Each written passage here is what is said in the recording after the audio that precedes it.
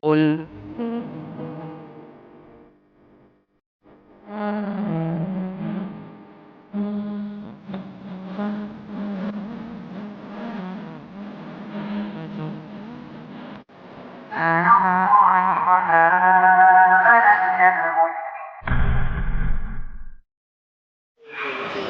Bismillahirrahmanirrahim. Assalamualaikum warahmatullahi wabarakatuh.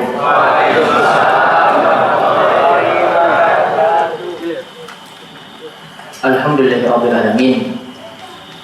Hamdan katsiran thayyiban barakan fihi kama yuhibbu rabbuna wa yarda. Wa asyhadu an la ilaha illallah wahdahu la syarika lah. Wa asyhadu anna Muhammadan abduhu wa rasuluh. Allahumma shalli ala nabiyyina Muhammad wa ala alihi wa man tabi'ahum bi ihsan ila yaumiddin. Allahumma inna nas'aluka ilman nafi'a wa rizqan thayyiban wa 'amalan mutaqabbala. Allahumma inna na'udzubika min zawali ni'matik wa tahawuli afiyatik wa fujaati niqmatik wa jami'i sakhatik. Allahumma inna nas'aluka al-huda wat-tuqa wal-'afaf wal-ghina. Alhamdulillah, segala puji kita panjatkan pada Allah Subhanahu wa taala Rabbul Alamin yang telah memberikan kita berbagai macam nikmat. Nikmat sehat, nikmat umur panjang, dan nikmat yang besar sekali yang telah Allah berikan kepada kita sekalian. Kita diberi kesempatan lagi untuk duduk dalam majelis yang mulia ini. Mungkin majelis ini adalah majelis yang penuh berkah bagi kita sekalian. Diberikan limpahan ilmu yang bermanfaat dan Allah memberikan kita taufik dan hidayah untuk mengamalkan setiap ilmu yang telah kita pelajari. Mudah-mudahan ilmu ini dapat memperbaiki diri kita, lebih-lebih lagi ketika kita mempelajari doa-doa, mungkin doa yang ada itu mempermudah setiap urusan kita, dan juga mempelajari sirah Nabi kita Muhammad SAW. Mungkin dapat menjadi contoh dan suri tauladan yang baik bagi kita sekalian, dan mudah-mudahan kita pun diberikan keistiqomahan dalam menjalankan ajaran atau syariat agama Islam. Baik, sekarang kita masuk pelajaran sirah nabawiyah. Judul kali ini, Nabi SAW suka menggembala kambing. Nabi itu seorang pengembala kambing, begitu juga nabi-nabi yang lainnya. Kita akan lihat di sini, dibaca. Nabi Muhammad SAW pernah mengembala kambing bersama saudara sesuanya di perkampungan Bani Sa'ad. Lalu ketika itu malaikat datang dan membelah dada beliau. Nah, ketika Nabi SAW itu kisah sebelumnya kita telah bahas ketika Nabi SAW itu diasuh oleh Halimah As-Sa'diyah, ibu susu Nabi SAW yang kita sudah bahas. Ada berapa? Ada berapa? 35? 32 ibu susu Nabi SAW. 1 Halimah, 2 Ummu Aiman, 3 lali, 3 Suwaibah. Ini namanya angel soalnya itu ya. Suwaibah, bekas budak dari siapa? Abu Lahab. Ya, bekas budak dari Abu Lahab. Halimah As-Sa'diyah, Ummu Aiman, Suwaibah. Ya, Suwaibah, ini 3 ibu susu Nabi SAW. Nah, ketika Nabi SAW sedang diasuh oleh Halimah, dia lagi main-main ketika itu, dan ketika itu menggembala kambing. Datanglah malaikat. Ya, datanglah malaikat, kemudian membelah dada Nabi SAW, seperti yang kisah yang telah kita pelajari sebelumnya, dan di sini kita akan ulang lagi hadis tersebut. Dalam hadis disebutkan, ketika aku sedang berada di belakang rumah bersama saudara akad, mengembalakan anak kambing, tiba-tiba aku didatangi 2 orang lelaki. Tadi sedang bermain-main dengan saudara angkatnya. Ingat, kalau dikatakan saudara angkat, ini tidak seperti saudara kandung, tidak seperti saudara sepersusuan. Sama juga kalau ada yang punya anak angkat, ini tidak seperti anak kandung. Kalau anak kandung dapat waris, anak angkat tidak. Anak angkat itu hanya boleh wasiat. Namun wasiat kata Nabi SAW wasulus kathir. Sepertiga itu sudah banyak, berarti maksimalnya itu sepertiga. Hartanya kalau M 3 miliar, berarti sepertiganya berapa? 1 M kan? Berarti cuma bisa untuk wasiat 1 M saja. Ya, tidak boleh lebih daripada itu. Itu pun kata Nabi SAW wasulus kathir. Sepertiga itu sudah banyak, berarti maksimalnya di situ. Nah itu hanya boleh untuk wasiat. Sedangkan anak kandung nanti dapat jatah waris, tidak bisa dapat wasiat. Wasiat itu untuk selain ahli waris. Namun wasiat tadi aturannya apa? Tidak boleh lebih daripada sepertiga. Kenapa tidak boleh lebih daripada sepertiga? Kalau lebih daripada sepertiga kasihan anak kandung. Anak kandungnya dapatnya sedikit. Padahal yang lebih penting kan anaknya sendiri. Nabi SAW itu katakan jangan sampai membuat anak itu terlantar, akhirnya meminta-minta, ngemis, nggak boleh.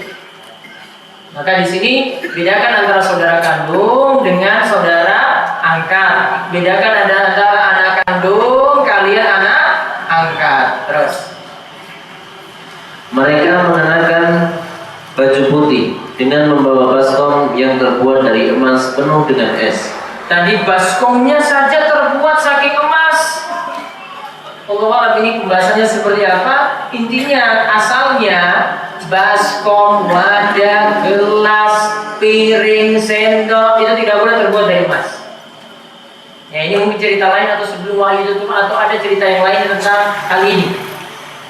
Wadah itu tidak boleh digunakan yang berbahan emas. Kata Nabi SAW, emas itu untuk orang-orang kafir di dunia, untuk orang-orang mukmin nanti di akhirat. Berarti untuk kita di akhirat, untuk orang beriman itu di akhirat. Itu jadi kenikmatan kita nanti ketika kita berada di surga. Enggak usah dapat di dunia. Maksudnya tadi kalau untuk, bukan selain perhiasan ini untuk perabotan-perabotan. Ya. Asalnya seperti itu. Adapun yang disebutkan dalam hadis ini kisah yang lain atau ada alasan yang lainnya. Nah tadi datang dengan baju putih. Sedikit pelajaran tentang baju putih. Nabi SAW itu katakan pakailah baju putih. Ya, ilbasul bayat. Nabi SAW itu katakan pakailah pakaian putih. Karena pakaian putih ini akan lebih mengingatkan pada akhirat. Karena orang tahu pakaian putih ini, ya, ini dipakai juga untuk kain kafan. Ya, dipakai juga untuk kain kafan. Sehingga juga kain putih ini punya manfaat selain untuk kain kafan tadi, ingat akan akhirat, juga lebih bersih, juga kotornya lebih ketahuan daripada yang tidak berwarna putih. Coba jadikan pakai ireng misalnya, mau pulang balik pakai ada noda, ada kecap, ada saus, itu nggak kelihatan. Namun ketika pakai yang putih kelihatan. Di samping itu juga baju warna putih atau kain warna putih punya manfaat menunjukkan orang itu sama. Ya, menunjukkan orang itu sama. Kalau satu Masjid Al-Azhar ini semuanya pakai baju putih, itu pasti nggak kelihatan mana bupatinya, mana camatnya, mana kepala desanya, mana pejabatnya, mana orang biasa, nggak kelihatan. Oh, ini orang biasa ini. Namun kalau bajunya itu warnanya sudah bercorak, wah itu sudah menunjukkan orangnya berbeda. Ya, oh ini bukan orang biasa ini. Oh bajunya bercorak. Makanya ditetapkan di Arab sana. Di antara tujuannya seperti itu juga. Mau dia kerja kantoran, mau dia PNS, mau dia itu polisi, mau dia itu pelajar, mau dia itu buruh bangunan, semuanya pakai baju putih. Ya, anak sekolah itu seragamnya warna apa? Putih. Nggak pakai putih merah, nggak pakai putih biru, nggak pakai putih abu-abu, nggak. Semuanya warna putih. Mau dari SD sampai SMA sampai kuliah seragamnya sama. Ya, sehingga tidak dibedakan dari situ. Oh ini anaknya pejabat enggak? Ya, ini menunjukkan sama. Ya kainnya nanti berkualitas juga memang. Namun menunjukkan orang yang sama ya tetap ya menunjukkan orang itu berada dalam satu level yang sama. Di antara tujuannya seperti itu. Terus Kedua orang itu menangkapku, lalu membedah perutku. Keduanya mengeluarkan ban hatiku dan membedahnya. Lalu mereka mengeluarkan gumpalan hitam darinya dan membuangnya. Kemudian keduanya membersihkan dan menyucikan hatiku dengan air itu sampai bersih. Nah lihat, kalau dalam kisah sebelumnya air yang digunakan apa air apa? Zam-zam. Terus yang dibelah itu kemarin dan air, kalau di sini adalah perutnya. Lalu dikeluarkan kotoran-kotoran gumpalan hitam dan dibuang, kemudian dimasukkan lagi dalam dada. Anas bin Malik itu katakan waktu dia jadi pembatingan Nabi SAW, dia pernah lihat Nabi SAW punya bekas jahitan. Dan Nabi katakan, ini bekas dulu dada saya itu dibelah. Ini bekas dulu dada saya itu dibelah. Jadi wajib kita yakini, pokoknya terima saja. Sesuai dengan apa yang disebutkan oleh para ulama Ahlussunnah wal Jamaah, di antaranya oleh Imam Ibnu Qudamah dalam kitabnya Lum'atul I'tiqad, beliau mengatakan bahwasanya wajib beriman pada setiap apa yang Nabi SAW itu kabarkan. Ya, wajib beriman pada setiap yang Nabi SAW itu kabarkan, walaupun tidak masuk dalam logika kita, walaupun logika nggak bisa nangkap. Kalau ini masalah wahyu, pokoknya terima saja. Ini masalah ibadah, pokoknya terima saja. Ini masalah Nabi SAW kabarkan tentang kiamat, tentang yang lainnya, pokoknya terima saja. Ada satu kisah yang Nabi SAW sebutkan, Nabi Musa alaihissalam itu pernah ingin dicabut nyawanya oleh malaikat. Ketika malaikat ini datang, malah Nabi Musa alaihissalam itu memukul mukanya, kena matanya semuanya keluar. Ya, matanya itu keluar, padahal malaikat pencabut nyawa. Ditantang oleh Nabi Musa alaihissalam, dijotos pokoknya sampai keluar matanya. Diimani nggak? Pokoknya imani dulu. Kisah selanjutnya, malaikat ini datang kepada Allah, kemudian ngadu pada Allah, ya Allah, tadi katanya saya disuruh cabut nyawa Nabi Musa alaihissalam, malah saya itu dijotos seperti ini. Kemudian dikembalikanlah tadi mata tadi. Jadi kan matanya keluar, bola matanya itu keluar. Diceritakan dia begitu. Ya, dikembalikanlah bola mata tadi. Kemudian sekarang kamu pergi lagi, bilang ke Nabi Musa, itu saya ini malaikat pencabut nyawa, ingin mencabut nyawamu. Akhirnya datang lagi kedua kalinya, diberitahu baik pada Nabi Musa, saya ini malaikat pencabut nyawa, malakul maut, saya ingin mencabut nyawamu. Itu ketika itu baru dibolehkan. Sebelumnya Nabi Musa nggak mau. Nabi Musa apa? Jotos itu tadi malaikat tadi. Kita nggak bisa, ya, nggak bisa nantang malaikat kayak gini. Ini harus Nabi Musa saja.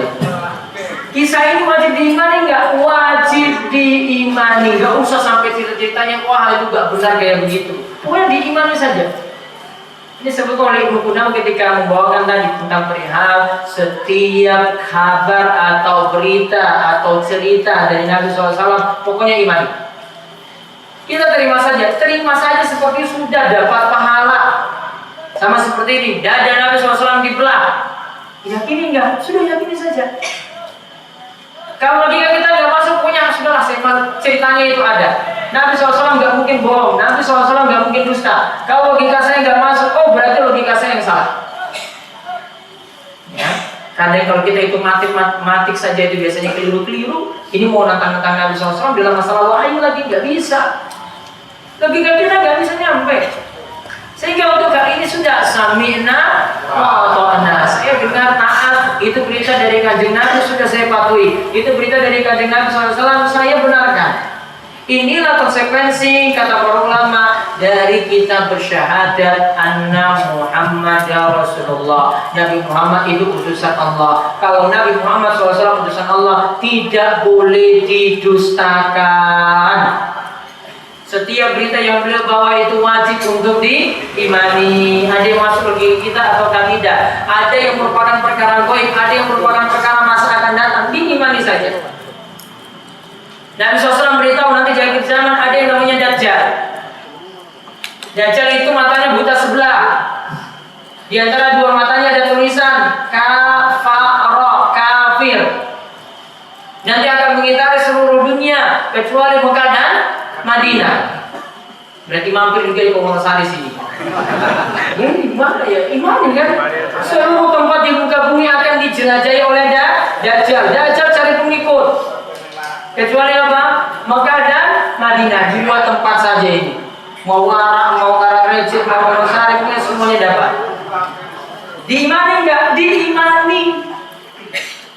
Karena kita baca pun dalam doa saat tahiyat, Allahumma inni a'udzubika min adzabi jahannam wa min adzabil qabri wa min fitnatil mahya wal mamat wa min syarri fitnatil masiihid dajjal. Ada kalimat dajjal di situ, berarti dajjal ada. Gak mungkin kita minta perlindungan pada sesuatu yang tidak ada.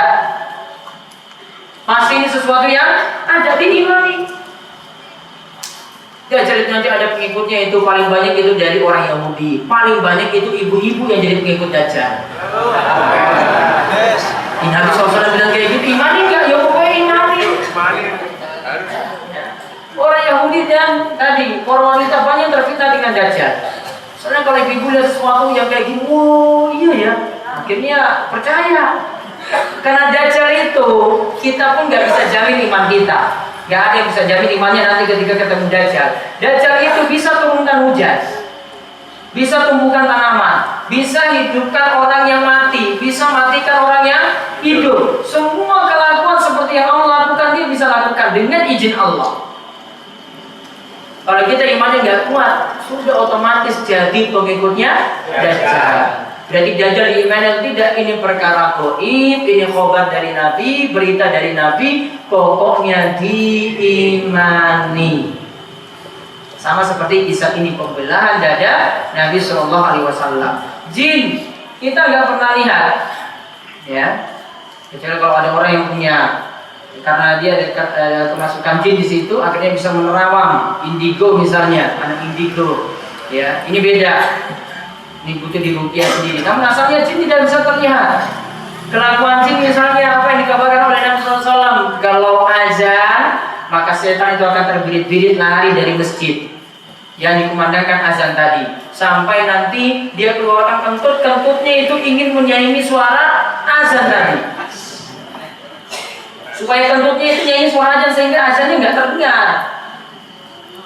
Ini perkara gaib, kita nggak lihat langsung. Nabi SAW katakan juga, siapa yang di malam hari, karena ada sahabat yang tanya pada Rasulullah, ini ada sahabat yang tidur sampai pagi nggak bangun-bangun. Kemudian Nabi SAW itu katakan, zalika bala syaitan fi udhnai. Demikian, ini adalah orang yang setan itu sudah kencingi dua telinganya. Ya, setan telah mengincingi dua telinganya. Sekarang diimani atau tidak? Padahal jin tidak terlihat, diimani. Dan ada hikmahnya kenapa tidak terlihat. Kalau terlihat wajahnya, bentuk mukanya aneh, kita malah takut dengan jin karena terlihat langsung. Takut dengan setan karena terlihat langsung. Kemudian kalau ada di kamar mandi selalu khawatir terus karena lihat setan di situ, langsung lihatnya. Dan nanti perbuatan-perbuatan setan nanti kita bisa tahu langsung. Nabi SAW saya sebut, kalau ada yang masuk rumah tidak membaca nama Allah, maka nanti setan akan berkata pada pasukannya, ayo di rumah itu kita sudah ada tempat untuk bermalam. Ketika rumah itu ketika dimasuki tidak baca nama Allah, setan akan bilang pada teman-temannya, itu loh rumah itu, ini sudah ada tempat kita gratis untuk bermalam. Coba kalau nggak pernah baca seperti ini, setan kan tidur bareng terus berarti. Akhirnya nggak tenang. Maka setan jadi makhluk gaib itu ada hikmahnya. Kita jadi hidupnya tenang gara-gara tidak melihat setan secara langsung. Bisikannya saja, isyarul waswasil khanasnya saja yang kita pahami. Namun kalau melihat langsungnya tidak. Maka setiap berita apapun di sini pokoknya wajib diimani kalau itu datang dari Nabi kita Muhammad SAW. Terus dari Abu Hurairah. Dari Abu Hurairah radhiyallahu anhu bahwa Rasulullah sallallahu alaihi wasallam bersabda, tidak ada nabi kecuali pernah menjadi pengembala kambing. Mereka para sahabat bertanya, apakah engkau juga wahai Rasulullah? Beliau berkata, iya. Saya telah mengembala dengan imbalan beberapa qirat mata uang dinar dari penduduk Mekah. Baik, Nabi SAW itu mengembala kambing. Maka para sahabat tanya, ketika Nabi sebutkan setiap Nabi itu pasti jadi penggembala kambing. Para sahabat tanya, Rasulullah engkau juga demikian? Iya, saya pernah mengembala kambing, saya dapat upah. Kerja saya itu dapat upah beberapa qirat. Ingat istilah kirot di sini ini berbeda ketika Nabi SAW sebutkan siapa yang layak kemudian menyolatkan jenazah, pahalanya 1 kirot. Siapa yang bukan hanya layak, dia ngantar sampai ke kuburan, maka pahalanya 2 kirot. Nabi SAW itu katakan misla Jabal Uhud. 1 kirot itu ukurannya 1 gunung Uhud. Berarti 2 kirot ya segitu. Namun kirot di sini berbeda. Ya, pokoknya diimani saja ini kirot yang dimaksud. Ini adalah kirot mata uang dinar. Ini cuma sekitar 1/20 dinar. Sekitar 1/20 dinar. Ya, sedangkan ada juga hadis yang menyebutkan siapa dari kaum muslimin, orang muslim yang memelihara anjing. Orang muslim yang memelihara anjing 1 hari pahalanya berkurang 1 kirot. Pahalanya berkurang 1 kirot. Kirot ini tidak bisa dimaknakan dengan kirot yang kita bahas tadi untuk masalah jenazah, masalah mayat tadi sampai diantar sampai kubur. Berbeda. Ya, kalau yang kirot dalam masalah anjing tadi, memelihara anjing, taruhlah itu sesuatu yang kecil yang hilang. Namun kalau ini dipelihara terus, numpuk terus, pahalanya cepat hilang, cepat habis. Ya, intinya ada istilah kirot seperti itu. Asalnya ini adalah mata uang dinar. Terus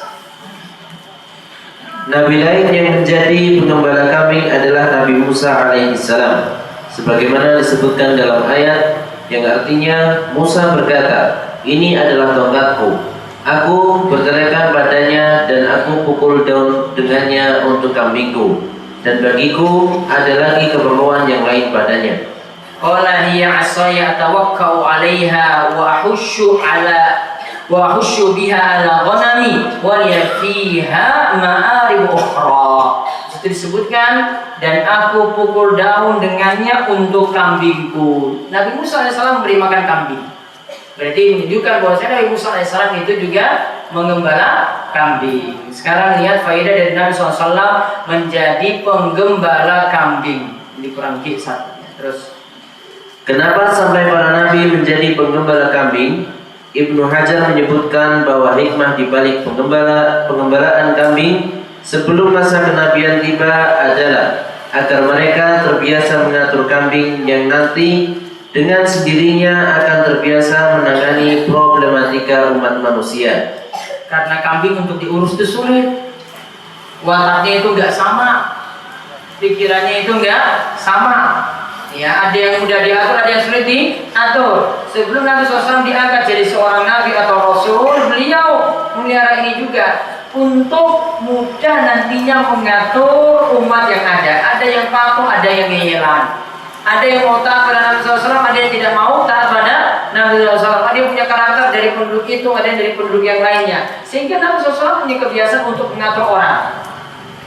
Terus kalau sukses mengembala kambing, maka nantinya akan mudah mengatur manusia kelak saat menjadi seorang nabi. ya, terus yang kedua, Dengan mengembala kambing akan dilatih untuk sabar dalam menyantuni dan mengayomi. nah ini masih perkataan dari Ibnu Hajar. Terus Karena ketika kambing dalam jumlah banyak lantas berpisah, maka harus ada kemampuan untuk mengatur kambing-kambing tersebut. Karena ada yang sifatnya taat dan ada yang membangkang.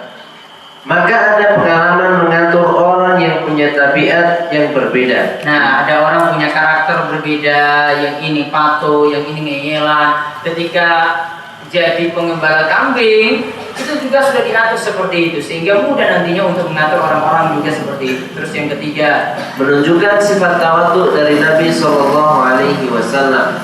Karena beliau mau mengungkap masa lalu beliau yang hanyalah orang biasa. Biasanya, jika seseorang dahulu miskin dan susah, kalau memiliki sifat sombong saat ini, ia tidak akan mau mengungkit masa lalunya. kalau wong sombong itu ingat masa lalunya dulu orang susah, dia nggak mau ungkit-ungkit. Ya, rata-rata seperti itu. Namun Nabi SAW ketika sahabat tanya, kamu juga pengembala kambing ya Rasulullah? Padahal pengembala kambing orang biasa. Beliau mau menyebutkan, iya saya dulu menggembala kambing juga. Dan para nabi itu biasanya menggembala kambing pula seperti itu. Inilah tanda tawadhunya Nabi SAW. Beliau punya kedudukan yang tinggi di masyarakat. Beliau juga dari keturunan yang mulia, dari keturunan Quraisy yang pernah kita bahas. Namun beliau tidak merasa itu sangat-sangat istimewa di mata orang lain.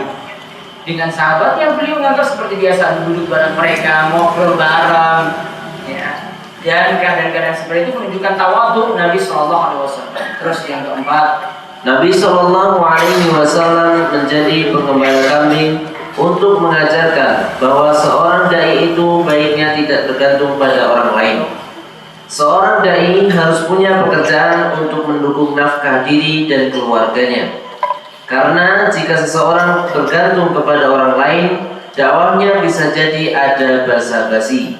Karena bayaran, seorang dai akhirnya tidak boleh menyampaikan kebenaran karena harus menyesuaikan pada pesanan jamaah. nah susahnya itu kalau pakai tarif. Kalau pakai bayaran, oh iki bayarnya piro iki? Oh 10 juta. Oh berarti saya nanti buat kalimat-kalimat yang itu. Wah, bagus sekali. Mau buat nangis, maka dia nanti pakai kalimat-kalimat yang bisa buat orang itu nangis. Mau buat guyon terus, tertawa terus, maka dia bisa rangkai-rangkai kalimat yang buat orang itu tertawa terus. Sajam berguyon tok. Ya, bisa dibuat. Orderannya berapa? Di sini Nabi SAW mengajarkan seorang dai itu harusnya punya pekerjaan. Tujuannya apa? Biar ketika menyampaikan dakwah, dia menyampaikan apa adanya. Tidak sesuai dengan pesanan orang. Ya, dia menyampaikan sudah, saya sampaikan seperti ini saja. Mau terima enggak, pokoknya itu urusan kita, cuma menyampaikan saja. Maka harus ada pekerjaan pokoknya itu apa. Nah dari sini nantinya para ulama nanti punya bahasan lain. Ya, ini juga sama seperti pembahasan dalam surat Yasin ayat 21. Nanti malam Kamis akan dibahas ayat ini juga, yaitu ayat yang dimana Allah berfirman, ittabi'u man la yas'alukum ajran wa hum muhtadun. Ikutilah orang-orang yang tidak meminta upah. Kalau tidak meminta upah itu berarti tidak meminta bayaran, tidak meminta amplop. Jadi dia itu berdakwah tadi, wa hum muhtadun, dan mereka itu adalah orang-orang yang berada di atas petunjuk. Maka di sini para ulama punya bahasan. Boleh nggak kalau seorang dai itu ngisi pengajian terus dikasih amplop itu diterima ataukah tidak? Ya. Ini ngisi baru ngomong terus itu kan kadang kerjaan jamaah ini kadang dimasukin dalam buku, kadang langsung dimasukin di tasnya, kadang dimasukin langsung di kantongnya seperti itu. Boleh diterima ataukah tidak? Nah kalau berdasarkan ayat ini para ulama itu sarankan baiknya tidak diterima. Baiknya tidak diterima. Terus hidupnya bagaimana? Kalau dia punya pekerjaan yang lain, baiknya bergantung pada pekerjaannya tersebut. Dia mau jual buku, dia mau jadi tukang bangunan, dia mau kerja jadi buruh bangunan, dia mau jual sayur di pasar, itu lebih mulia. Sehingga dakwahnya tadi bisa dibangun atas dasar ikhlas. Ketika itu tidak menerima, dia juga menyampaikan apa adanya. Tidak tendensi dari jamaah ini, wah nanti kalau saya sampaikan itu gimana, tersinggung atau enggak, itu bukan urusannya, karena dia tidak pakai bayaran dari jamaah. Namun di sini para ulama itu katakan, kalau aktivitasnya cuma hanya untuk berdakwah saja, berat sekali bagi dia untuk bekerja. Ya, memang kesehariannya dia tugasnya untuk berdakwah, maka tidak apa-apa kalau dia itu menerima amplop tadi. Namun dengan catatan sesuai dengan kebutuhannya saja, tidak lebih. Sehingga dari penjelasan ini boleh atau tidak memasang tarif. Saya kalau ngisi pokoknya saya dapat 20 juta baru saya mau ngisi, nggak ada 20 juta nggak mau. Nah itu untuk pribadi saya. Boleh nggak? Nggak boleh. Ya, berdasarkan penjelasan ini, sampaikan aja surat Yasin ayat 21 ini. Ya, berdasarkan ayat ini tadi dan penjelasan tentang sirah Nabi SAW tadi dan bagaimana keseharian Nabi SAW, beliau tidak meminta upah sama sekali, apalagi sampai pasang tarif, apalagi sampai super mahal. Itu baru sekali ngisi loh, itu 20 juta habis. Ya, itu nggak pakai ustadznya itu telat atau enggak, pokoknya telat juga sama, bayarannya 20 juta juga. Dia mau ngisi, mau tepat waktu, datangnya cuma ngisi setengah jam saja, sudah jauh-jauh 20 juta harus bayar. Kalau seperti ini, ya saran saya ya baiknya tidak untuk diterima. Kalau dia jadi dai tadi tidak diterima. bayaran tadi tidak diterima, baiknya dia itu bekerja untuk kepentingan dia sendiri, untuk menafkahi diri sendiri dan untuk menafkahi keluarga. Terus sekarang perintah Nabi untuk memelihara kambing. Ternyata ada perintah dari Nabi SAW untuk jadi penggembala kambing. Itu apa bahasa sini? Nah, ini sudah ada perintahnya di sini. Ada 3 hadis saya sebutkan dari Sunan Ibnu Majah. Lihat. Dari Ummu Hani radhiyallahu anha, Nabi sallallahu alaihi wasallam bersabda padanya, peliharalah kambing karena kambing itu penuh berkah. Masya Allah, karena kambing itu penuh berkah. Ya, lagi ngerti toh? Kambing bisa penuh berkah. Ya. Lanjut lagi, ada lagi hadis berikutnya. Dari Urwah al-Bariqi radhiyallahu anhu, Nabi sallallahu alaihi wasallam bersabda, unta adalah suatu kebanggaan bagi pemiliknya. Kambing di dalamnya ada barokah, dan kebaikan itu terikat pada jambul kuda hingga hari kiamat. Disebut juga kambing itu di dalamnya ada barokah. Yang ketiga, dari Ibnu Umar radhiyallahu anhuma, ia berkata bahwa Rasulullah sallallahu alaihi wasallam bersabda, kambing itu hewan yang ada di surga. Kambing itu hewan yang ada di surga. Namun hadisnya dhaif dan sangat-sangat lemah. Namun kalau diartikan tadi kambing itu hewan yang ada di surga, menunjukkan bahwasannya ada binatang-binatang yang masuk surga juga. Namun nanti para ulama punya penjelasan ini. Ada yang maksudkan di sini kalau itu hewan-hewan yang di hari kiamat itu bisa jadi, ini bukan bahas masalah surganya, hewan-hewan itu nanti akan dikisos. Karena bisa jadi hewan-hewan tadi itu jadi aduan ketika di dunia. Hewan ini akan diadu lagi. Begitu juga orang yang mengadu, misalnya ayam tadi ya, sambung ayam itu tadi, maka orang yang punya ayam tadi akan diadu juga sama. Ya, dia kan adu ayam tadi, maka nanti yang adu ayam tadi itu juga akan diadu pada hari kiamat. Nah, diantaranya hewan masuk pembahasannya di hari kiamat seperti itu. Ada juga di sini sebagai hewan yang ada di surga. Ada sebagian ulama yang tafsirkan ini maksudnya adalah sebagai makanan di surga. Namun tentu saja daging kambingnya beda dengan yang ada di dunia. Tidak bisa sama. Kalau sama, ngapain masuk surga? Ya. Surga itu nama bisa sama. Ada gelas. Namun gelas yang ada ya beda dengan gelas yang ada di dunia. Rumah, dikatakan rumah yang ada di surga. Iya, namanya sama rumah. Ya, namun untuk isinya, bentuknya itu seperti apa, itu sangat-sangat jauh sekali dengan apa yang ada di dunia. Bidadarinya juga sama. Ya, kalau bidadari yang ada di rumah ya ibu-ibu, suami kan punya bidadari di rumah kan? Iya, punya para istri. Kalau di akhirat ya nggak sama seperti itu, dapat juga istrinya kembali. Ya, jadi jangan berdoa ya Allah, mudah-mudahan istri saya yang cerewet ini nggak dapat jadi pasangan saya lagi. Ya Allah, gantikan ya Allah, di rumah kok saya nggak betah seperti ini. Tetap seperti itu juga bapak-bapak, nggak mungkin diganti. Cuma nanti jadi bidadari surga, lebih ayu, lebih nom, lebih cantik. Siapa bidadarinya? Itu istrinya sendiri. Dia punya bonus bidadari yang lainnya lagi, namun bosnya itu istrinya sendiri. Jadi nggak bisa macam-macam dengan polisi. Bahwa ingin bidadari surga, dia bosnya itu istri sendiri lagi, dapat di surga lagi. Jadi nggak bisa banyak protes di sini. Di rumah saya mudah-mudahan nggak dapat lagi, orang betah di rumah. Nah, terus Ibnu Majah membawakan hadis-hadis di atas dalam bab memelihara hewan gembalaan. Nah, disebutkan tentang diperintah untuk memelihara hewan gembalaan. Di sini adalah kambing. Terus kaitannya wudu, sholat dan kotoran kambing. Kita lihat hadis dari Al-Barra bin Azib. Dari Al-Barra bin Azib radhiyallahu anhu, ia berkata, Rasulullah sallallahu alaihi wasallam ditanya mengenai wudu karena memakan daging unta. Beliau menjawab, berwudulah karena makan daging unta. Berwudulah karena makan daging unta. Berarti batal nggak wudunya? Batal. Karena makan daging unta disuruh wudu lagi. Berarti wudunya batal. Terus beliau ditanya mengenai berwudu karena memakan daging kambing. Beliau menjawab, tidak perlu berwudu karena memakan daging kambing. Tidak perlu berwudu karena makan daging kambing. Berarti makan daging daging kambing, wudunya tidak batal. Terus Beliau ditanya tentang sholat di tempat menderumnya unta. Beliau menjawab, jangan sholat di tempat menderumnya unta karena unta biasa memberikan was-was seperti setan.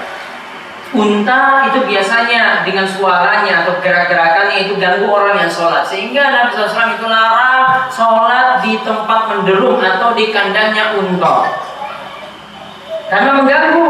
Maka setiap perkara-perkara yang mengganggu dalam sholat kita, ada gangguan, oh ini ada suara seperti, oh ini ada suara musik, oh ini ada suara ini, baiknya itu dihilangkan dulu baru melaksanakan sholat, agar ada ketenangan dalam sholat, agar ada kekhusyuan dalam sholat. Terus Beliau ditanya tentang sholat di kandang unta. maaf, ini di kandang kambing, yang kedua itu kandang kambing, itu bukan kandang unta lagi, namun kandang kambing. Kandang unta tadi sudah. Beliau ditanya tentang sholat di kandang kambing.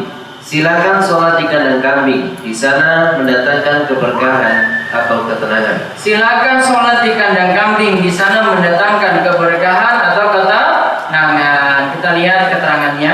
Hadis di atas menunjukkan beberapa kesimpulan. Yang pertama, memakan daging unta membatalkan wudu.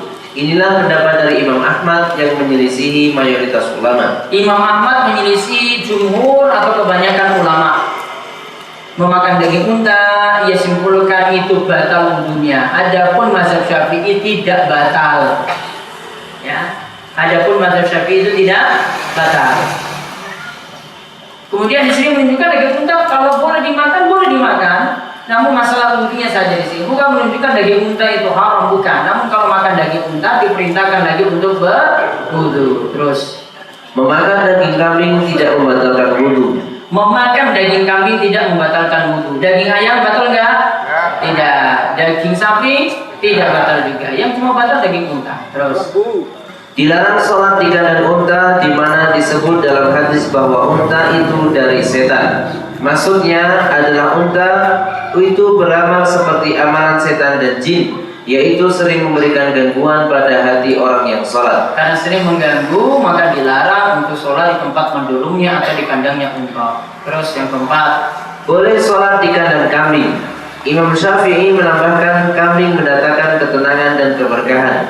Ketika ada yang sholat di kandang kambing, hewan itu tidak mengganggu dan tidak memutus sholat orang yang sholat.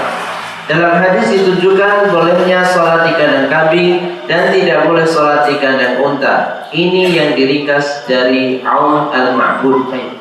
berarti kesimpulannya boleh sholat di kandang kambing, tidak boleh sholat di kandang unta tadi. Alasannya kalau di kandang kambing bawa berkah, kalau di kandang unta tadi itu mengganggu, ya, karena ini disifati dengan syaitan. Terus yang terakhir, yang kelima, Hadis di atas juga jadi dalil tidak najisnya kotoran kambing. Karena orang yang sholat di kandang kambing masih boleh. Padahal di kandang tersebut tak lepas dari kotoran. Kambing adalah hewan yang halal dimakan. Maka dari sini para ulama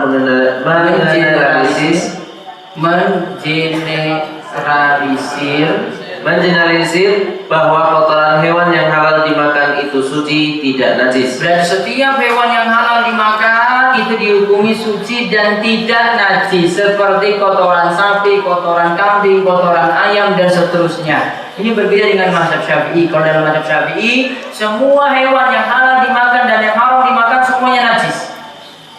Namun kalau dalam mazhab Hambali, kesimpulannya seperti ini tadi. Kalau dibolehkan sholat di kandang kambing, padahal situ ada kotorannya dan tidak mungkin lepas dari kotoran tadi, menunjukkan bahwasanya kotorannya tidak najis. Maka diglobalkan, disamakan lagi untuk hewan yang seperti itu, yaitu setiap hewan yang halal dimakan, kotorannya itu tidak najis. Wallahu a'lam bishawab. Monggo jika ada pertanyaan kami persilakan. Baik, sudah ada pertanyaan satu sudah masuk. Sudah ada mic mana? Assalamualaikum warahmatullahi wabarakatuh. Waalaikumsalam. Ini Ustaz mau bertanya soal kambing, Soal? soal yang membara Iya. membara kambing. Saya pernah membaca satu hadis yang artinya kurang lebih akan tiba masanya ketika harta muslim yang terbaik adalah domba yang digembalakan di puncak gunung dan tempat jatuhnya hujan. Dengan membawa agamanya, ia lari dari beberapa fitnah, yaitu pemungkaran atau peperangan sesama muslim. Itu menurut hadis ini apakah ini sahih atau enggak? Dan apakah ini bermakna bahwa itu adalah di akhir zaman Ustaz? Dan tanya satu lagi tentang puasa Asyura. Kalaupun hari ini pokoknya hari Jumat enggak bisa berpuasa, apakah bisa ditambah untuk menyelisih puasanya seorang Yahudi itu di hari minggunya Ustaz atau akadnya? Ya. Terima kasih. Kalau yang hadis pertama, saya butuh teks hadisnya dulu. Saya belum pernah dengar hadisnya soalnya. Itu riwayat Bukhari Ustaz. Riwayat Bukhari berarti sudah diimani saja. Oh. Hadis riwayat Bukhari itu sahih. Iya. Terus pengertiannya nanti saya mesti cek dulu untuk arti tadi. Bisa kasih teksnya, saya teks Arabnya dengan teks bahasa Indonesianya, teks Arabnya, baru nanti bisa ditelusuri hadisnya dan maknaannya seperti apa. Sekarang pertanyaan yang kedua, puasa Asyura itu tanggal 10 Muharram, besok jatuhnya. Hari ini itu masih tanggal 9, hari Jumat itu tanggal 9-nya. Kan yang diperintahkan kita puasa Asyura ditambahkan dengan puasa hari sebelumnya, yaitu tanggal 9. Karena Nabi SAW ketika lihat orang-orang Yahudi puasa tanggal 10, Nabi punya keinginan nambah lagi tanggal 9-nya. Berarti puasanya 9 dan 10. Sekarang pertanyaannya, gimana kalau Jumat ini nggak bisa puasa? Boleh nggak puasa itu pas Sabtu dan Minggu nanti? Artinya 10 dan 11. Kalau 9 dan 10 untuk menyelisih orang Yahudi, para ulama itu katakan kalau 9 dan 10 itu nggak mampu, bisa diganti 10 dan 11. Berarti masih boleh Sabtu dan Ahad. Tujuannya sama, untuk menyelisih orang Yahudi. Allahu a'lam bishawab. Ada lagi? Saya udah atas. Nanti atas. Ya. Assalamualaikum warahmatullahi wabarakatuh. Waalaikumsalam. Pertanyaan saya yang pertama terkait dengan pengertian ini Ustaz, untuk yang kambing ini bisa disamakan dengan domba tidak? Sama, kambing dan domba satu jenis. Terus yang kedua pertanyaannya adalah untuk pekerjaan Nabi ketika sebelum menjadi Nabi itu kan menjadi pengembala, kemudian juga sebagai pedagang. Nah kemudian setelah Nabi itu diangkat menjadi seorang Nabi dan Rasul, itu selain berdakwah itu Nabi pekerjaannya apa Ustaz? Terima kasih. Assalamualaikum warahmatullahi wabarakatuh. Waalaikumsalam warahmatullahi wabarakatuh. Sebagai pedagang juga, nanti kejelasannya tunggu pembahasannya. Ini masih Nabi SAW masih usia berapa ini berarti? Kemarin Nabi SAW ditinggal mati oleh kakeknya usia 8 tahun. Ya dong? Berarti baru usia 8 tahun. Nanti kalau besar nanti tunggu lagi. Ya mungkin tahun depan baru sampai Nabi SAW jadi dewasa.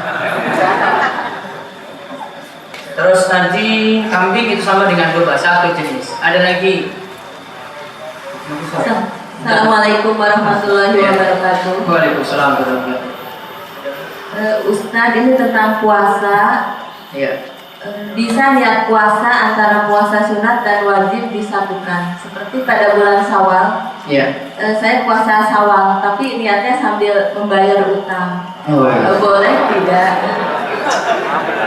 Biar praktis. Yang kedua, pertanyaan saya, di masjid itu ada, maaf ya, ada setelahnya ada siswa. Siswa itu untuk jadi imam. Ternyata kan di belakang masih banyak yang lebih, tapi bukan laki-laki tapi ibu-ibu, berimam kepada yang lebih muda.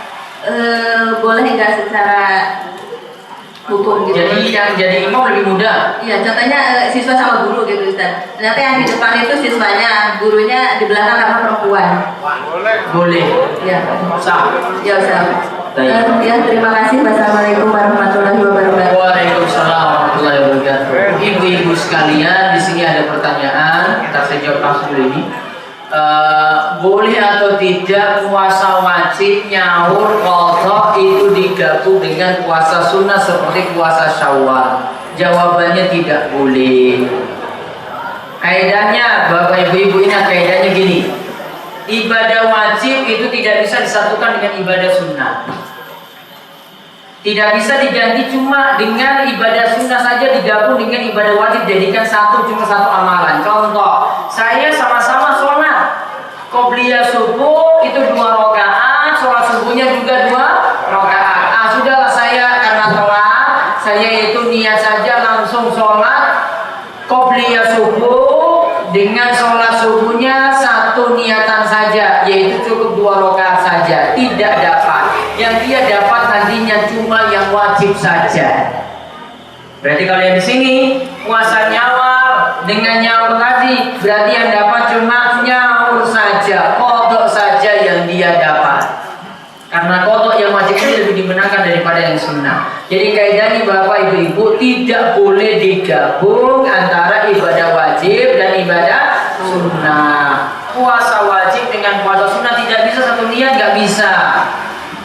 Namun kalau orang itu nyaurnya pas Senin, pas Kamis boleh. Namun niatannya tetap puasa nyaur tadi, qadha tadi. Bukan puasanya niatannya Senin Kamis digabung dengan puasa qadha tadi, bukan. Namun dia niat pokoknya tetap nyaur, yaitu wajib. Namun dipasin dengan hari Senin, Kamis boleh.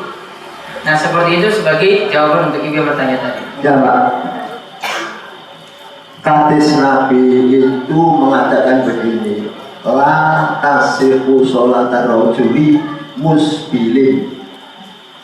Nah ini saya lihat orang salat itu sudah musbilin, lalu gimana? Jamaah Al-Azhar juga semuanya musbilin juga, gimana sholatnya? Baik. Musbilin itu apa? Nutup kemiri. Nutup kemiri tadi. Ya, sholatnya, sarungnya, celananya itu nutup kemiri tadi, nutup mata kaki. Ya. Sah ataukah tidak?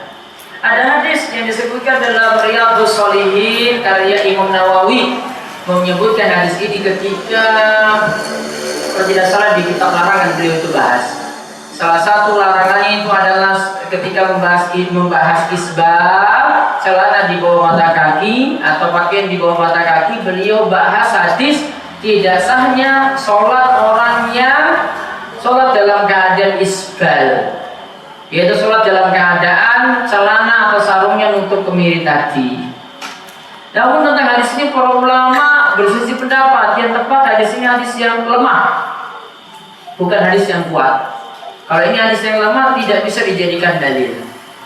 Dan para ulama simpulkan sholat orang yang musbil, yang isbal, yang celananya nutup kemiri tadi tetap sah. Kalau dia itu menyatakan itu berdosa, maka sah namun dalam keadaan berdosa. Namun kesimpulannya tetap sah. Nanti para ulama rinci lagi untuk masalah pakaian di bawah mata kaki ini. Ada yang merinci, sebagai ulama merinci, ada yang melakukannya dengan sombong dan ada yang tanpa sombong. Kalau dengan sombong, seperti kebanyakan ulama mengatakan kalau dengan sombong maka tempatnya di neraka. Namun kalau tidak sombong, nah ini para ulama bersesi kuat. Ada yang katakan itu dosa, walaupun tidak dengan sombong celananya untuk kemiri tadi, ya tetap dosa. Ada yang katakan itu tidak dosa karena tidak ada sifat kesombongan di dalamnya. Ya, namun ada yang ulama yang memukul rata, pokoknya mau sombong ataupun tidak, semuanya tempatnya itu di neraka. Maka yang paling bagus dalam sholat itu celananya atau sarungnya di atas mata kaki. Wallahu a'lam. Ada lagi?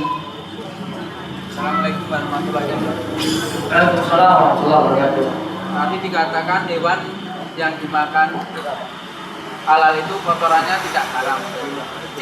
Hewan yang halal dimakan kotorannya tidak najis. Ya. Nah, yang mau saya tanyakan, kalau kita melihara kucing kan tidak dimakan itu. Kucing kan tidak dimakan, berarti kotorannya.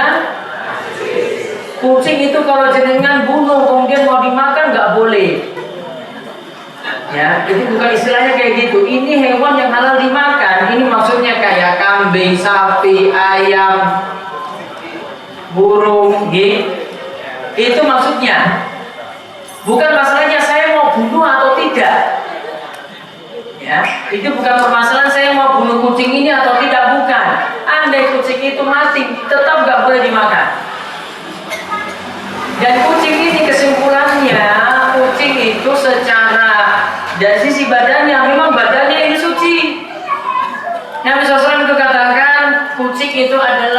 hewan yang ta'ifah, yang keliling-keliling muter-muter sekeliling kalian, sehingga untuk badannya, air liurnya diperingan, tidak dikatakan najis. Namun untuk kotorannya, untuk pipisnya, kencingnya tetap najis. Seperti itu. Ya. Berarti kucing itu halal dimakan enggak? Hah? Sekarang kalau sudah mati halal enggak?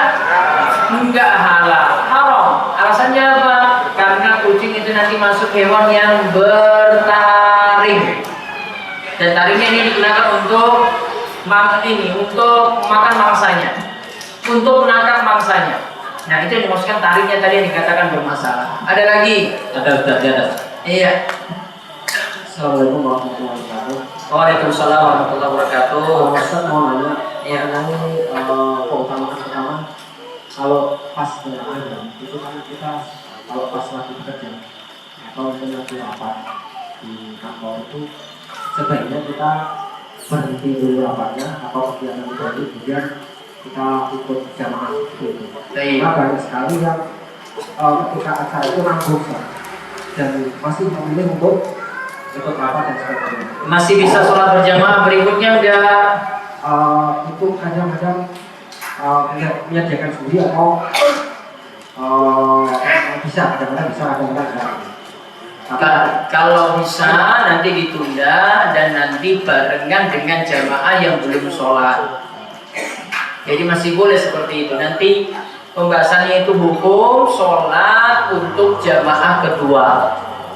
Pernah saya bahas ini di kajian malam Kamis, itu masih dibolehkan. Di antara dalilnya adalah Nabi SAW pernah menawarkan pada sahabat yang telah sholat bersama beliau. Ada orang yang baru masuk masjid ada orang baru masuk masjid belum sholat. Nabi katakan, siapa yang mau bersedekah untuk orang yang baru masuk ini? Apa maksud sedekah tadi? Ini sudah jamaah, yang ini kan belum, dia cuma sendirian. Dia cuma sendirian saja, maka Nabi SAW tawarkan ke sahabat yang lain, siapa yang mau berjamaah dengan dia, sodako untuknya. Karena ada yang ngacung, sodako untuk jamaah tadi, berarti sholat barengan dia, berarti ada jamaah kedua. Hadis ini menunjukkan bolehnya jamaah kedua tadi dan tidak masalah. Berarti kalau tadi kita lagi rapat kemudian sengaja tunda untuk mendirikan jamaah dengan teman-teman yang belum sholat tetap boleh. Alasannya jamaah kedua itu masih boleh. Sebagaimana hadis tadi yang telah disebutkan. Iya. Kadang-kadang kalau juga tentang merapatkan dalam soft sholat. Iya. Kadang-kadang saya pernah dengar itu antara pundak dengan pundak dan antara kaki dengan kaki itu.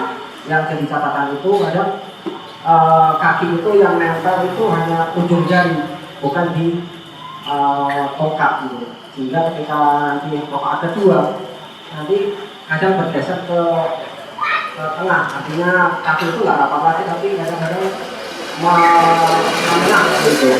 Nah itu sebaiknya gimana Ustaz? Masuk. Baik dalam sholat sebagaimana dikatakan oleh hadis Anas bin Malik, pundak itu rapat kalian pundak, kaki itu rapat dengan kaki.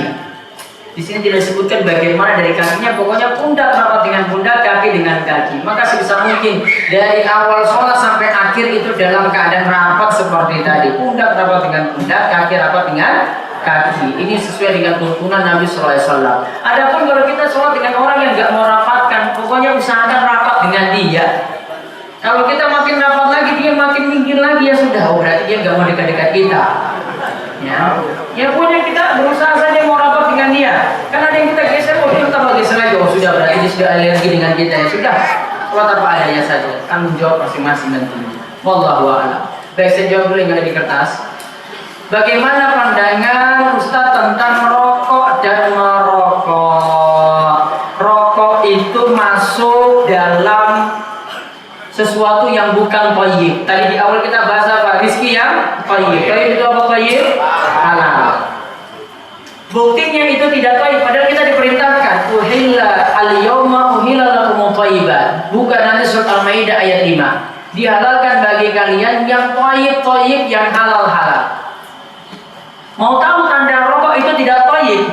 Ya, rokok itu tidak thayyib gampang saja. Setiap ada yang merokok tidak memulai dengan bismillah, tidak ditutup dengan alhamdulillah. Betul nggak Bapak-bapak? Ya, mau tahu rokok itu nggak toyib, jenengan ketika mulai narik ini korek, bismillah. Ada yang pakai bismillah ada? Nggak ada kan? Selesai, sudah rokoknya dibuang, alhamdulillah. Ada pakai kayak gitu? Ya, ada pakai kayak gitu, berarti sudah itu nggak toyib. Tanda toyib, kita makan roti ini pakai bismillah, itu toyib berarti. Sudah kesadaran sendiri loh ini. Selesai roti itu dimakan, alhamdulillah, iya kan? Kalau yang toyib-toyib kayak gitu kan, yang hal kayak gitu, itu buktinya. Jadi sudah dari hati naluri jenengan masing-masing, dari hati yang paling dalam jenengan sudah akui bahwa rokok itu secara hukum itu tidak toyib. Namun cuma kita saja yang ngeyel-ngeyel nggak mau patuh. Paham Bapak ya? Tidak. Silakan renungkan di rumah. Saya nggak usah pakai dalil panjang-panjang, capek kalau debat sama orang rokok. Jangan pernah selesai satu majelis itu. Capek ngomong sama dia. Sekarang saya bilang nggak boleh rokok, belum tahu rokok juga. Oh berarti memang ngeyelan nggak usah.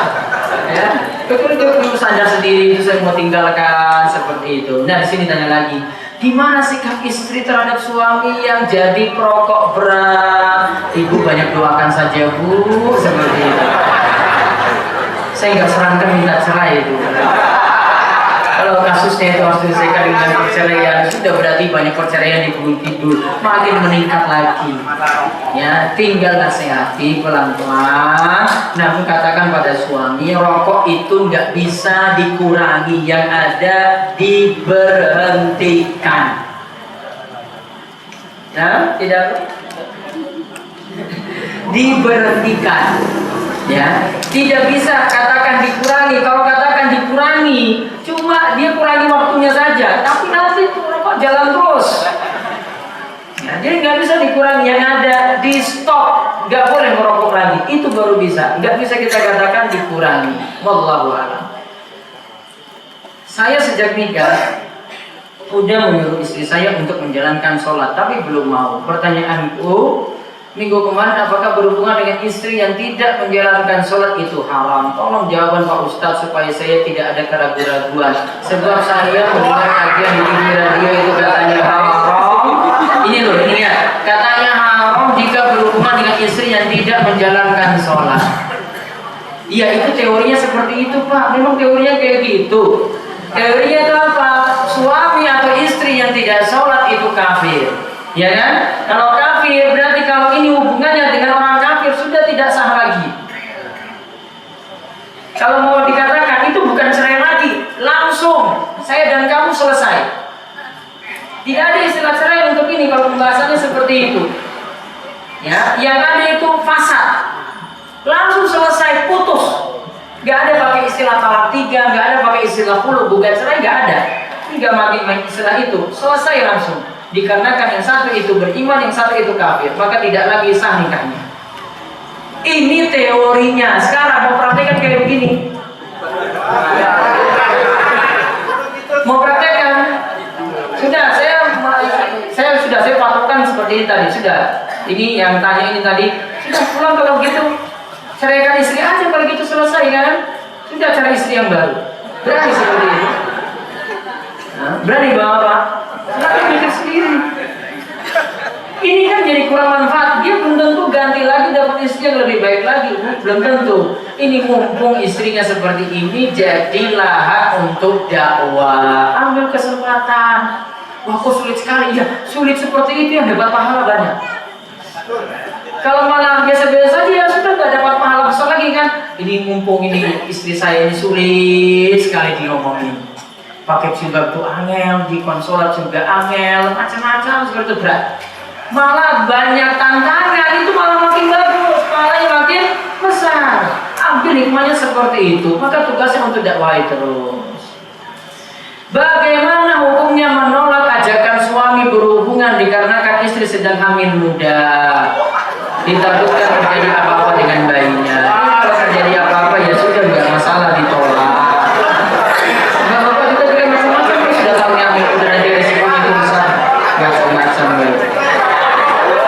Istri cuma satu, itu istrinya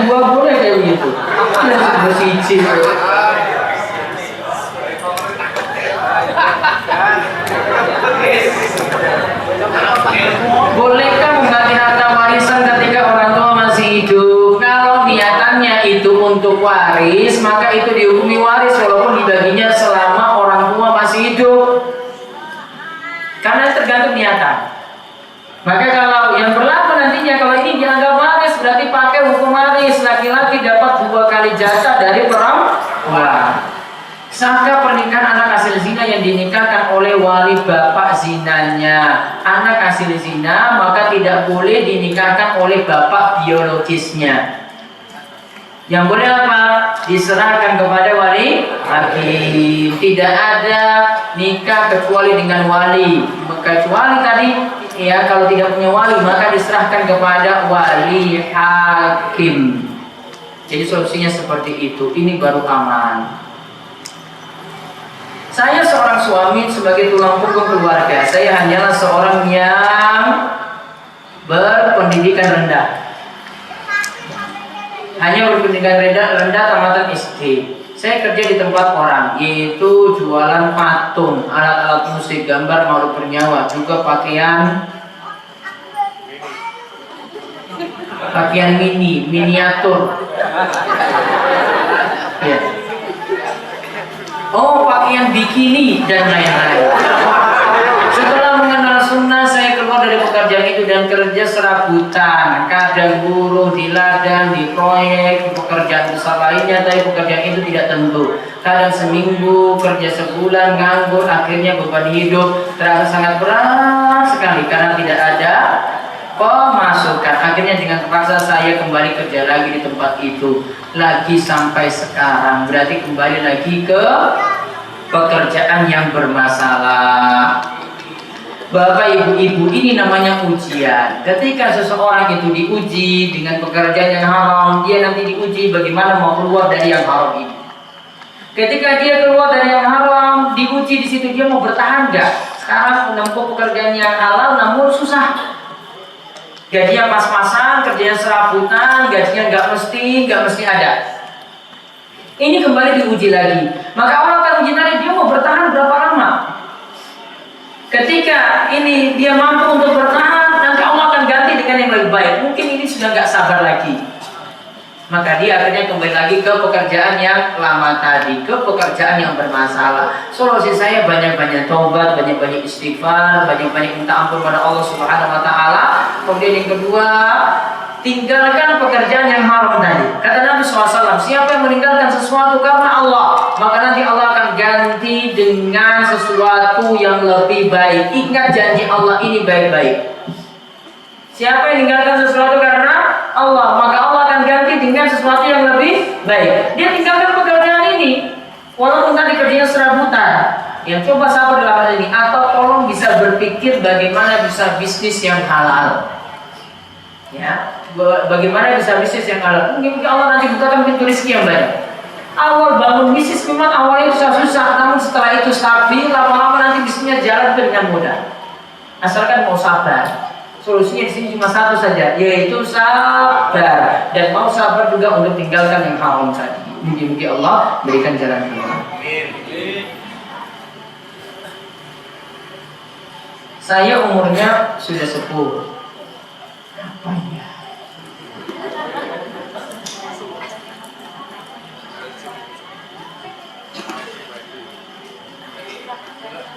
Saya ingin mendoakan kedua orang tua, tapi dia ingin mendoakan orang tua. Tadi di awal saya terus beralih ke dia. Dia ragu apa orang tuanya dulu seorang muslim atau bukan. Dia lupa apa dulu orang tuanya itu pernah sholat atau tidak. Dia takut ingin mendoakan, tapi dalam hati ingin sekali berdoa karena kasihan kepada orang tuanya dahulu karena mereka sudah meninggal dunia. Kalau secara lahiriah orang tua itu muslim sudah didoakan saja. Hukumi secara lahiriah, yaitu hukumi sebagaimana dia adanya dulu ngakunya seperti apa. Kalau aku muslim maka doakan saja. Selama kita tidak tahu dia melakukan pembatal keislaman yang lain. Dalam doa minta ilmu, rezeki yang halal, amal yang diterima lebih dianjurkan yang mana Ustaz? Wariskan thayyiban. Mana Ustaz? Ada disebutkan wariskon wasian, ya kan? Nah, yang lebih afdal rizqan thayyiban, karena rezeki yang halal lebih bagus daripada rezeki yang banyak. Wasi'an itu artinya rezeki yang luas, yang banyak. Lebih bagus yang halal daripada yang banyak. Kalau yang banyak namun gak halal, masalah.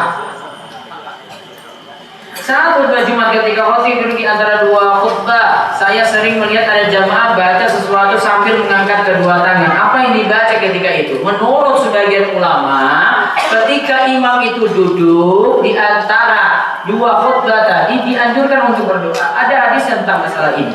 Imam Nawawi itu katakan ada dua waktu yang terbaik ketika hari Jumat itu untuk berdoa. Yang pertama ketika imam itu duduk di antara dua khutbah tadi. Yang kedua itu ba'da sholat asar. Berarti dia manfaatkan waktu dengan mengangkat tangan untuk berdoa saat itu. Boleh. Alhamdulillah dan keutamaan Sayyidul Istighfar dan kapan waktu yang tepat untuk membacanya. Kalau yang dimaksudkan Sayyidul Istighfar Allah antara bila ilaha anta khalaqtani wa ana abduka dan seterusnya, ini paling bagus dibaca setiap zikir pagi petang. Apakah hadis doib bisa jadi rujukan dalam beramal? Apa alasannya? Hadis doib tidak bisa dijadikan rujukan untuk beramal. Ulama cuma mengatakan boleh dijadikan rujukan untuk fadilah amal, keutamaan beramal, bukan untuk amalan. Kalau ada hadis doib ini maksudnya yang lemah, ada masalahnya di situ hadisnya, entah perawinya pendusta atau perawinya itu hafalannya itu lemah atau orang yang meriwayatkan hadis ini sanadnya terputus, macam-macam sebabnya. Kalau dijadikan sandaran hukum tidak bisa. Oh, ini ada hadis doib, hadis lemah, kemudian dijadikan dalil untuk sholat tertentu, tidak boleh. Namun kalau ada misalnya sudah kita tahu sholat berjamaah ada tuntunan, ada hadis doib yang datang untuk menyebutkan keutamaan sholat berjamaah, itu namanya hadis doib digunakan untuk fadilah amal, masih boleh karena punya landasan dari hadis sahih, hadis yang bisa diterima. Ini cuma jadi pendukung. Kalau jadi pendukung saja boleh. Maka tadi dalam hadis ini disebutkan kambing tadi jadi binatang di surga, hadisnya doib lemah. Namun kenapa di sini disebutkan? Karena sudah ada pendukung tadi di awal, ya kan? Ada pendukung, disebutkan Nabi perintahkan untuk memelihara kambing. Berarti ini cuma jadi penyemangat saja. Oh, ini berarti ada pendukung saja. Walaupun tidak dipakai nggak masalah, cuma menyemangati saja, boleh. Namun kalau dijadikan landasan hukum, beramal, berzikir, untuk sholat tidak dibolehkan sama sekali.